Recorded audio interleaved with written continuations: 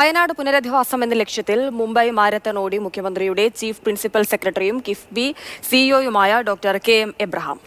Run for Wayanad എന്ന jersey ഇട്ടായിരുന്നു ഈ മാസം 19-ന് അദ്ദേഹം ഇങ്ങനെ ഒരു മാരത്തണിൽ പങ്കെടുത്തത്. CMDRFിന്റെ അക്കൗണ്ട് വിശദാംശങ്ങളുമൊക്കെ ജേഴ്സിയിൽ ഉൾപ്പെടുത്തിയിരുന്നു.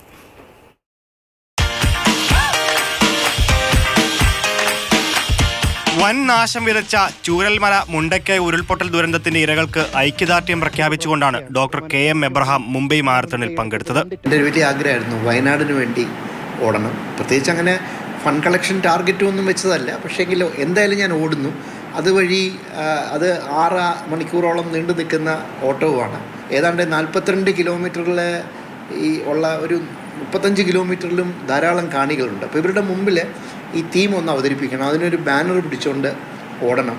വയനാട് പുനരധിവാസവും ദുരന്തത്തിന്റെ ഇരകൾക്കുള്ള ഐക്യമുറപ്പിക്കുന്ന ജേഴ്സിയും ഫ്ളാഗും മുഖ്യമന്ത്രിയാണ് ഡോക്ടർ കെ.എം. എബ്രഹാമിന് കൈമാറിയത്.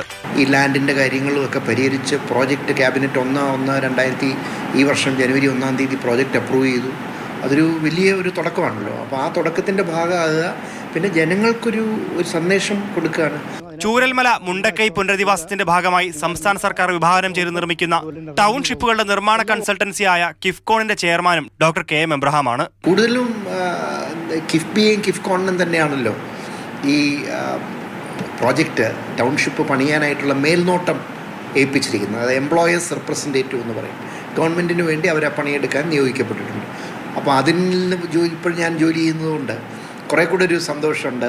നേരത്തെ ലണ്ടൻ മാരത്തണും കെ.എം. എബ്രഹാം വിജയകരമായി പൂർത്തിയാക്കിയിരുന്നു. കഴിഞ്ഞ വർഷം ഞാൻ നേരത്തെ ഒരു ചാരിറ്റിക്ക് ഓടി. അതൊരു നല്ല കോസിനായിരുന്നു. ബ്രെയിൻ സംബന്ധമായിട്ടുള്ള രോഗങ്ങൾ ചികിത്സിക്കുക എന്നുള്ളതായിരുന്നു. മാതൃഭൂമി ന്യൂസ്, തിരുവനന്തപുരം.